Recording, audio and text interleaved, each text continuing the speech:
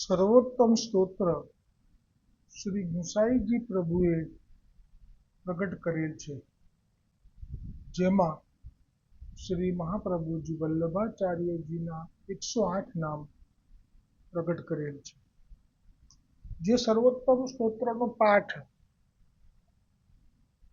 જે કોઈ વૈષ્ણવ કરશે તો તેનું ફલ શ્રી ગુસાઈજીએ સ્વયં 6થા શ્લોકમાં સર્વોત્તમ સ્તોત્રમાં જ પ્રગટ કરેલ છે.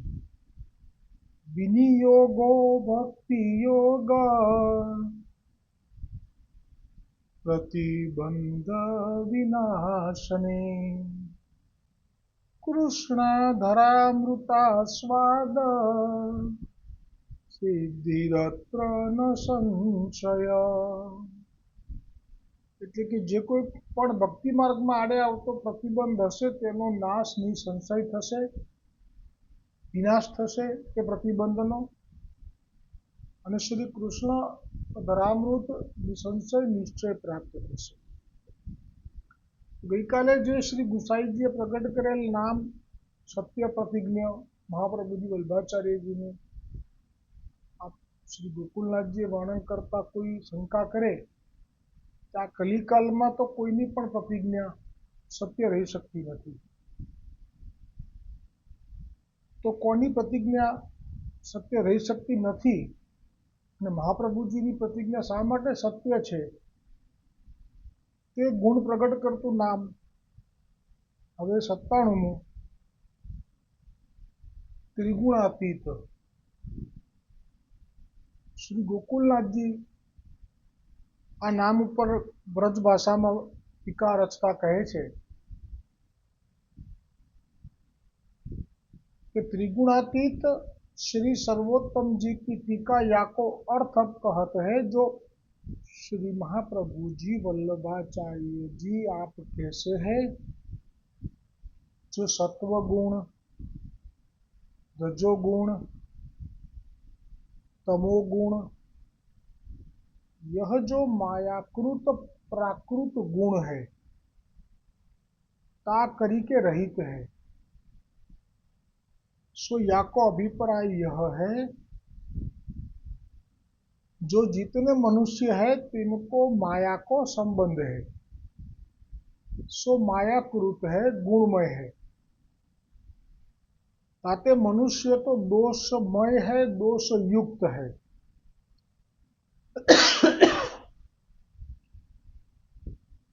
मनुष्य की प्रतिज्ञा हु सत्य नहीं है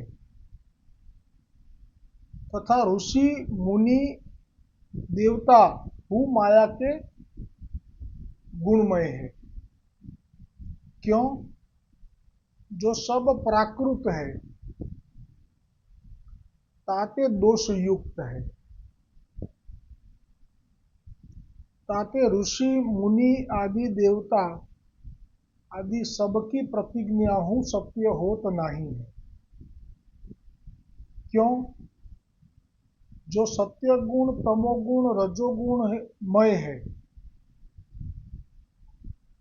ताते उनकी प्रतिज्ञा कैसे सत्य होगी.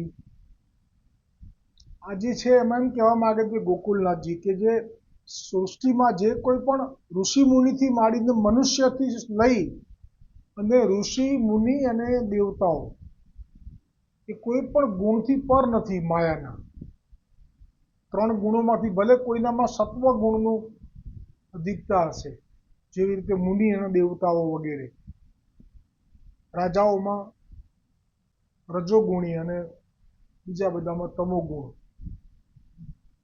पण एवुं कोई छे नहीं भूतल उपर मनुष्यथी लई अने ऋषि देवता अने ऋषि मुनि सुधीमां के जे प्राकृत न होय. प्राकृत एटले कोई पण गुणथी संयुक्त, गुण वगरनुं कोई नथी, गुणातीत कोई नथी.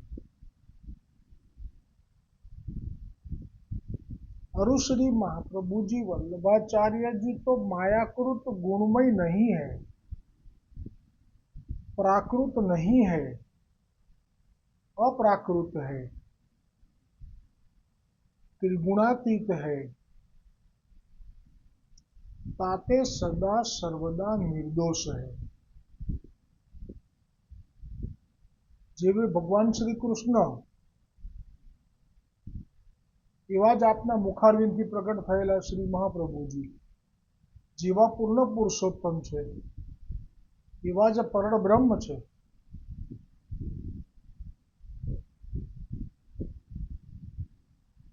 તેથી જ મહાપ્રભુજી વલ્લભાચાર્યજી તેમની જે પ્રતિજ્ઞા છે એ સત્ય એટલા માટે થાય છે કે આપ ત્રિગુણાતીત છો. ताके श्री आचार्य जी महाप्रभु के पुष्टि मार्गीय देवी जन के उद्धार करीबे के लिए अपने मार्ग की रीति मर्यादा जताइबे के लिए अपने पुष्टि मार्ग के सिद्धांत को जिनमें निरूपण है ऐसे ग्रंथ निरूपण किए हैं. એટલે આપ ત્રિગુણાતીત છો, નિર્દોષ છો, પ્રાકૃત નથી આપનો દેહ, આ પ્રાકૃત પોતે નથી. એટલે આપે જે ગ્રંથ પ્રગટ કર્યા છે એ પણ પ્રાકૃત નથી, એ પણ નિર્દોષ છે. सो ग्रंथन के अनुसार रीति मर्यादान में अपने सेवकन को चलाए, मार्ग की रीति को आचरण कराए, निर्दोष करी उद्धार करते हैं. તેથી જ મહાપ્રભુજીએ પ્રગટ કરેલા ગ્રંથો જે કોઈ બ્રહ્મ સંબંધી દૈવી જીવો તેનું અધ્યયન કરે છે તો તે પણ નિર્દોષ થઈ જાય છે.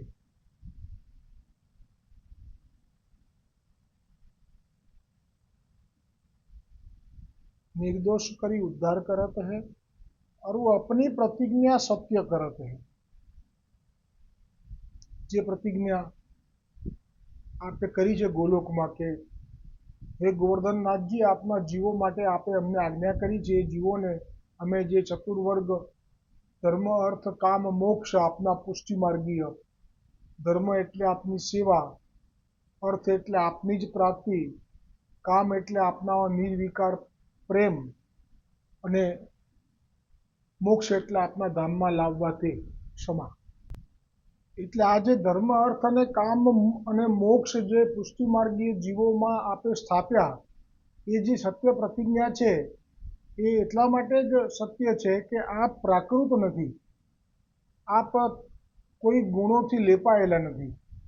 એટલે આગળ કહે છે ગોકુલનાથજી, ताते कलिकाल कृत दोष श्री महाप्रभु जी वल्लभाचार्य जी को स्पर्श કરી શકે નહીં.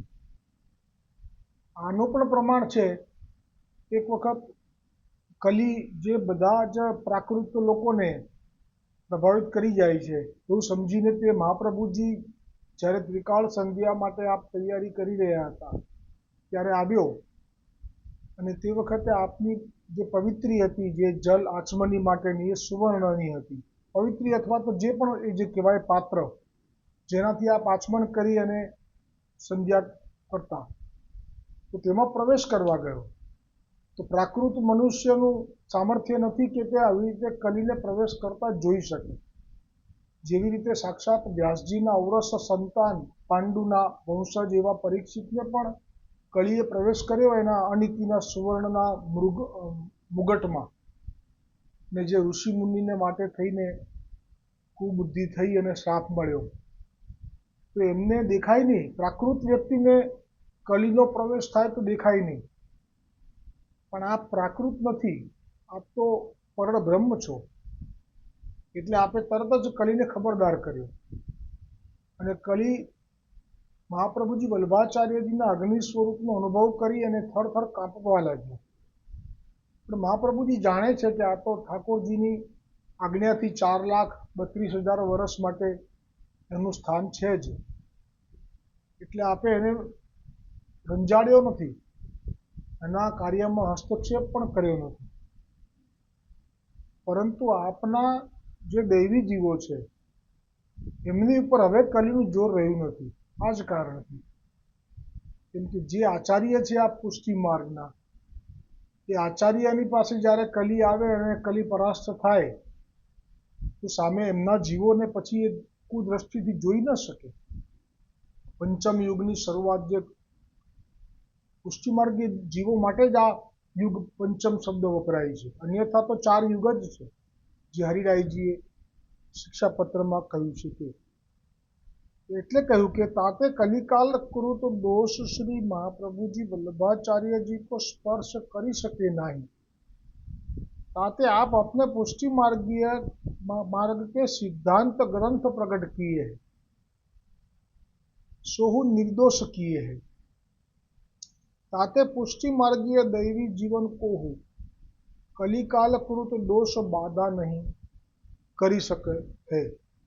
क्यों? जो निर्दोष मार्ग में शरण हो के निर्दोष क्रिया को आचरण करते हैं,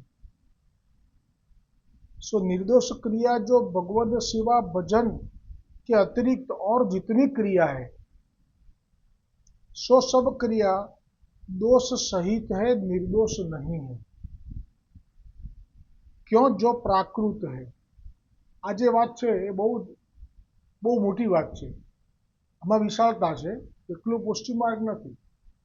આમાં એમ પણ કહી દીધું કે જે ભગવાન આ ભૂતલ ઉપર જે મર્યાદા માર્ગીય ભજન કરે છે, જે ભક્તિ માર્ગ કહેવાય છે બધાનો, એમાં પણ જે કોઈ પણ ત્યારે ભજન કરી રહ્યું છે, ભગવદ સેવા ભગવદ ભજન એટલે ભગવાન શ્રી હરિના અનુસંધાનમાં જે કોઈ પણ જાપ કરી રહ્યું છે, સ્મરણ કરી રહ્યું છે, એમની કથા શ્રવણ કરી રહ્યું છે, એમનું ભજન કરી રહ્યું છે, એને નિર્દોષ કીધું, કેમ કે સ્વયં પ્રભુ જ એવા સામર્થ્યવાન છે કે આપનું ભજન કરનારને, જાપ કરનારને, સ્મરણ કરનારને આપ નિર્દોષ કરી લે છે।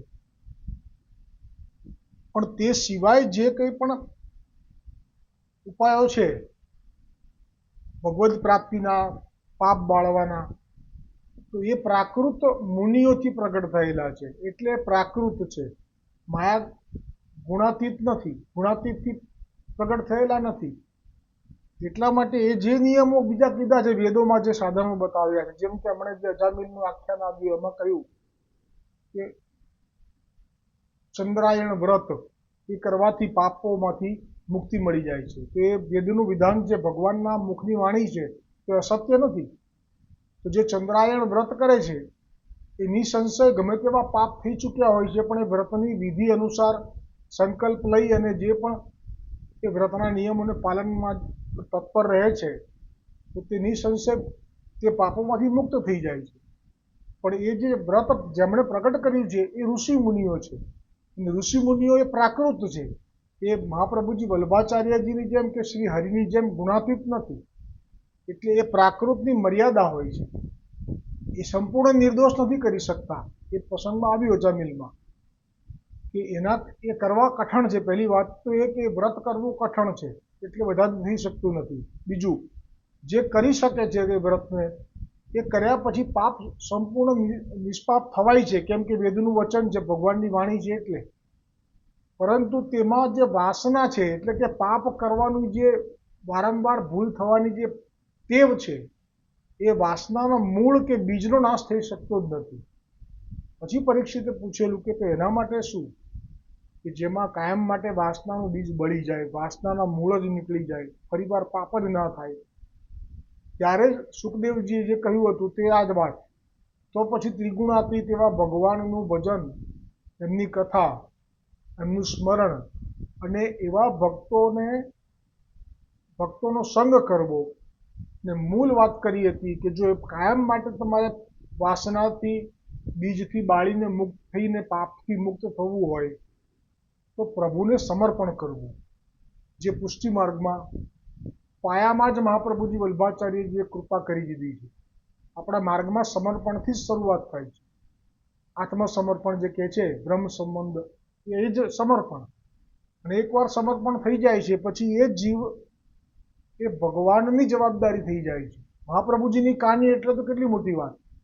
પછી ભગવાન પોતે જ જુએ છે કે આ પાપ કરી રહ્યો છે, તો પણ આ પાપના પ્રમેય બળથી એનો ઉદ્ધાર કરી લે છે। જેવી રીતે હતીત પતિતનો કર્યો, એ તો મહાપ્રભુજી અંગીકાર નહોતા કર્યા, પણ મહાપ્રભુજીએ જે માર્ગને અંગીકાર કર્યો છે, જે સંપ્રદાયને, રુદ્ર, વિષ્ણુ સ્વામી, એમાં તે વખતે જે આચાર્ય હતા બિલ્વમંગલ આદિ, એમનાથી અંગીકાર થયેલા હતા। પણ માર્ગમાં એક વૈષ્ણવ નહોતો, પત્ની હતી, ઘરમાં મુકામ માટે વિશ્વાસ રાખીને સ્થાન આપ્યું, એનું દાગીના જોઈને એને જ મારી નાખેલી હતી। પછી જે ભાગ્યા હતો એ બંને, તો એ તો અઘોર કર્મ હતું. તો રાક્ષસ યોનિમાં હતા, બ્રહ્મ રાક્ષસ, અહીંયા મહી નદી પાસે જંગલમાં. એમને ચાચાજીથી અંગીકાર કરાવડાવ્યા આ માર્ગમાં. તો એ સમર્પણ થઈ જાય છે એકવાર, જે સુખદેવજીએ કહ્યું, તો પછી એના પાપની નિવૃત્તિ એ પ્રભુ પોતે જ એને જળ મૂળથી એની વાસના કાઢે છે. એટલે એ અતિત પતિત પછી શુદ્ધ થયા. પછી હવે શું કરવા પાપ કરે? તો શુદ્ધ કરવાની જવાબદારી કેમ થઈ? તો કે એમણે સમર્પણ કર્યું હતું સંપ્રદાયમાં. જે 4 સંપ્રદાય છે એમાં જે સમર્પણ કરીને બેઠા છે એ લોકો હવે નિર્ભય છે, પરંતુ પાપ કરવાનું લાયસન્સ નથી મળતું. જો પાપ કરે છે તો ફળ બી એવું ભોગવવું પડે છે કે જે આપણા પુષ્ટિ માર્ગમાં વૃક્ષ યોનિમાં આવવું પડ્યું. રૂપાપુરિયાએ તો શ્વાન યોનિમાં આવવું પડ્યું. એટલે એ ભોગવવું પડે છે, પણ છેવટે ઉદ્ધાર છે.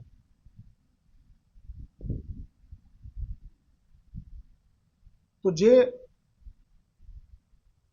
પરીક્ષિત રાજાને સુખદેવજીએ કહ્યું હતું સમર્પણ, એ સમર્પણમાં જે 4 સંપ્રદાયમાં સમર્પણ કરે એવું જ શક્ય છે. પણ પછી આજે માર્ગ ખોલ્યો છે આપે સુખદેવજીએ ભાગવતજીનો, તો કે ભાગવતજીનું જે અધ્યયન કરે, શ્રવણ કરે, તો એનું પણ સમર્પણ ગણાય છે. આ એક એટલી બધી વિશેષ કૃપા છે કે બધા તો આચાર્ય સંપ્રદાયના આચાર્ય સુધી જઈ શકતા નથી, કે વિશ્વાસ થતો નથી, કે એટલું સામર્થ્ય નથી કે ત્યાં જઈને વિનંતી કરી શકે. કેમ કે તે જ પુંજવાળા હોય છે, સામર્થ્યવાન હોય. તો ત્યાં સુધી કદાચ બધા નથી જઈ શકતા, કોઈને વિશ્વાસ ન પણ હોય અને કોઈ અલગ જ્ઞાતિનો હોય. પણ અહીંયા તો સુખદેવજીએ તો યવન હોય, શક હોય, હુણ હોય, ચાંડાલ હોય, મ્લેચ્છ હોય, એ પણ ભગવદ ભક્તોના સંગથી ભવપાર થયા છે એવા પ્રમાણ આપેલા છે. એટલે ભાગવતજીના શરણાગતિથી પણ એનું સમર્પણ થઈ જાય છે, અને સમર્પણ થયા પછી નિર્દોષ થઈ જાય છે. આ જ વાત ભગવદ્ ગીતામાં 9મા અધ્યાયમાં 30, 31, 32માં શ્લોકમાં ભગવાને સ્વયં અર્જુનને કહ્યું કે જે કોઈ પણ ભલે પછી મહાપતિત હોય, પણ જો એ શુદ્ધ સંકલ્પ કરી લે કે હવે મારે પાપ નથી કરવું, અને જો એ મારી શરણાગતિમાં આવી જાય, મને સમર્પણ કરી લે, તો પછી એને તમારે ધર્માત્મા સમજવો. એટલે જે સાધારણ જન છે આ સમજી ના શકે, એને વિરોધાભાસ લાગે, પણ આ સત્ય છે, પ્રભુનું વચન છે. પણ એ સંકલ્પ સાચો હોવો જોઈએ. પછી બાધા એક વખત લાડવા ઉપર લે અને લાડવા ઉપર લાડવા ખાવાનું મન થાય, એટલે કે કોઈ વિષય ભોગવવાનું મન થાય, એટલે બાધા ઉઠાઈ ને મઠરી અને કોઈ ફરસાણ ઉપર મૂકી દે, અને પછી એ વિષય છોડીને પછી હવે એને લોભ જાગે ધનનો, એટલે પાછી ત્યાંથી બાધા ઉઠાવે ને ફરસાણ ઉપરથી વળી પાછી કોઈ ત્રીજી ઉપર લઈ જાય. તો એનો ઉદ્ધાર નથી, એની તો પીડા બહુ મોટી છે, એને તો ભોગવે જ છૂટકો. तो निर्दोष क्रिया जो भगवद सेवा भजन के अतिरिक्त और जितनी क्रिया है सो सब क्रिया दोष सहित है. કે જે ઋષિ મુનિઓ પ્રગટ કરેલા જે વ્રતો છે વગેરે માર્ગની અંદર, એ પ્રાકૃત છે, એના આચરણ કરવાથી ઉદ્ધાર થતો નથી. આવું વચન છે શ્રી ગોકુલનાથજીનું. અને આમાં વિસ્તાર છે ત્રિગુણાતીત વર્ણનમાં, એટલે આવતીકાલે આવશે. બોલો શ્રી વલ્લભાધીશ કી જય હો, શ્રી ગોસાઈજી પરમ દયાલ કી જય હો, શ્રી ગોકુલનાથ કી જય હો, સર્વોત્તમ સ્તોત્ર की जय हो.